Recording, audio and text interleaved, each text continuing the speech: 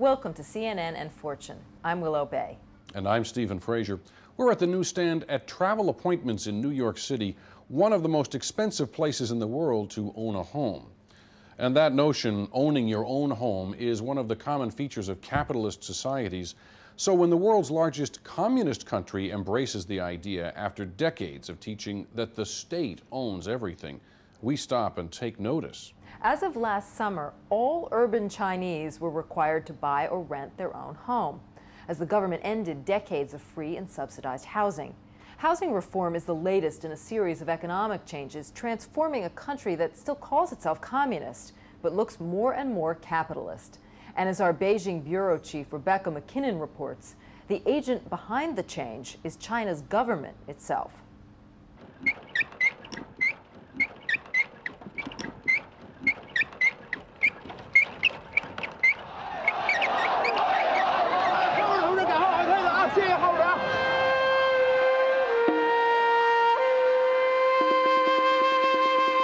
China's capital, Beijing, may be best known to the world for these images.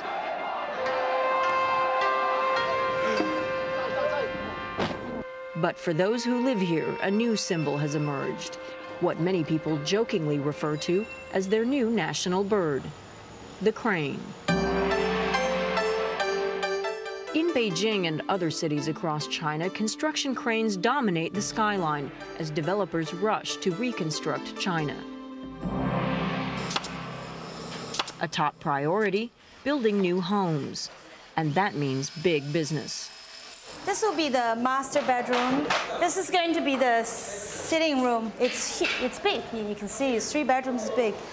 32-year-old Zhang Xin quit her lucrative job as a Wall Street banker to return to her native China and get in on the action. China offers more opportunities. You know, if I were stayed in England or in the States, you know, I never would have thought that I would be given an opportunity to be a developer. This is a general plan which shows the site area. Zhang and her husband Pan Shiyi founded Redstone, a real estate company. Their product, Newtown, a multi-million-dollar luxury housing project in Beijing that sells for $200 a square foot. We've only just launched pre-sale for a month, and this building is pretty much gone. There are bigger units and smaller units. The bigger units would be about $200,000 US. A lot of money. But growing numbers of Chinese have it. Professionals, entrepreneurs, those with an education. Hello. People like Zhang Xin are the winners of China's economic reforms, young enough and smart enough to seize new economic opportunities. Opportunities like housing reform, made possible by China's new tough-talking Prime Minister, Zhu Rongji. In the second half of this year, we will abolish welfare housing and change it all to commercial housing.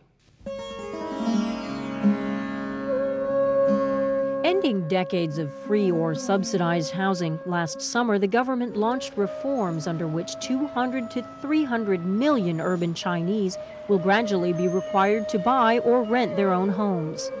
That's a clear break from China's communist past, where not so long ago just being related to a property owner could land you in jail or worse. Even in my dreams, I never thought it could happen. If we didn't live in the age of reform and openness, we could never hope to have our own house. Old and young, rich and not so rich, they're standing hours in lines to purchase their current state-owned apartment or a brand new one.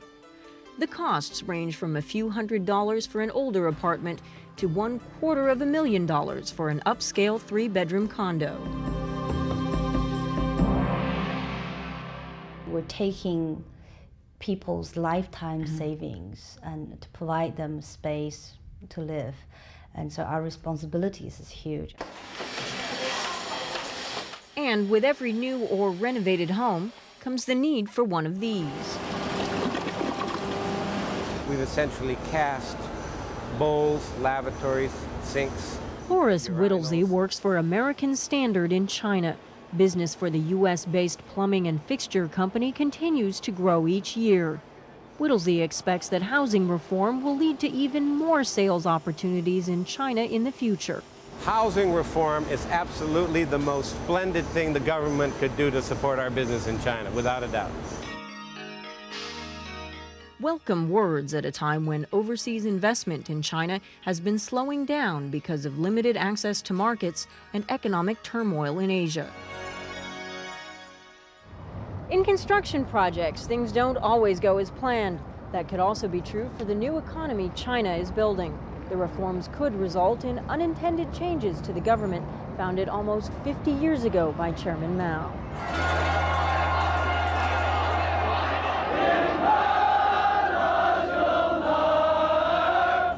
In 1989, student protesters occupied Tiananmen Square, calling for deeper reforms, freedom of speech, an end to official corruption, and democracy.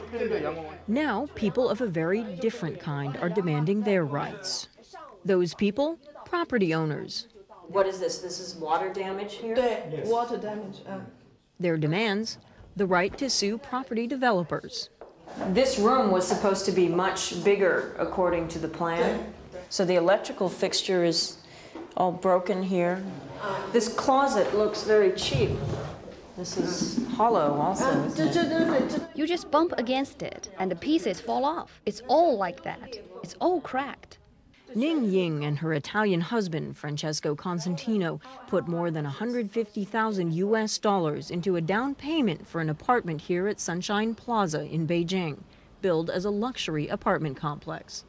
They got this instead: flaking walls, shoddy workmanship, and much less space than advertised. Problem was, the developer wouldn't give their money back. But this group of well-heeled buyers is not giving up. They're organizing with the help of their lawyers and won't take no for an answer. Attorney Wu Jianzhong is representing the homeowners. If the rights of home buyers are not protected, people won't buy housing. If no one is buying, then you don't have a market. So the buyers need to have legal protection. Legal protection is what this couple is demanding as well. They're about to lose their home. Soon it will be rubble to make way for a new housing complex. Unsure where they'll go, the couple has no money, no jobs. Life used to be more stable, but now the country is in the middle of economic reform, and we have to go with the flow. They are the losers of China's economic reforms. People losing homes, people losing jobs. Reform of the bloated government bureaucracy and non-profit sector will put an estimated 9 million people out of work by the end of this year. The government predicts another 16 million will be left jobless through the privatization of inefficient state-owned businesses. These people are going to be in a terrible shape. So how does the government manage the transition from one situation to the other without major political instability? Professor Huang Yasheng, a Beijing native and now a professor at Harvard Business School, says the government not only has to worry about the frustrations of the growing underclass, but the expectations of the rising middle and upper classes. As the Chinese acquire wealth and property, he says, they may eventually push to make the government more responsive to their interests. As more and more people making the noise, that itself influences the government's decision. And I think that has an impact, eventually has an impact on government's decision. And perhaps it's not so direct as in one person, one vote, but it's in its own way having an impact. Brick by brick, doorframe by doorframe, people like Zhang Xin are changing China's landscape and making a good profit from it too. A country today unrecognizable from the one they grew up in. Long after this new round of skyscrapers has been built, people like Zhang Xin's children just might transform their country's political landscape too. Last week, Chinese leaders reported a 62% increase in housing sales in 1998. The government also says individual buyers account for 70% of all homes sold. The housing boom is just another reminder of a market many consider a potential gold mine, one that Chinese entrepreneurs are eager to tap. For example, home ownership often leads to home improvement. Here's how one Chinese company is making money by bringing a familiar message and a very familiar look to consumers: do it yourself. Maybe there's something about do-it-yourself stores that makes them all look the same wherever they are. Customers picking out crown molding and wall-to-wall carpeting. What does this do? Ask the guy in the orange apron. Now that looks familiar. But this is not Home Depot, the huge do-it-yourself giant in the United States. It's HomeWay, started by a Chinese entrepreneur who saw the future and visited Atlanta to ask for help from Home Depot's founders, and who was given so much free advice, he started his own company. It only mirrors the original. But if anything, its prospects may be even brighter. Chinese homebuyers have to do a lot of the finish work themselves. The manager of this first HomeWay store, an American, says it's making more money than the average Home Depot. We ran the numbers, and that's $36 million a year. By this time next year, HomeWay hopes to have 5 more stores open.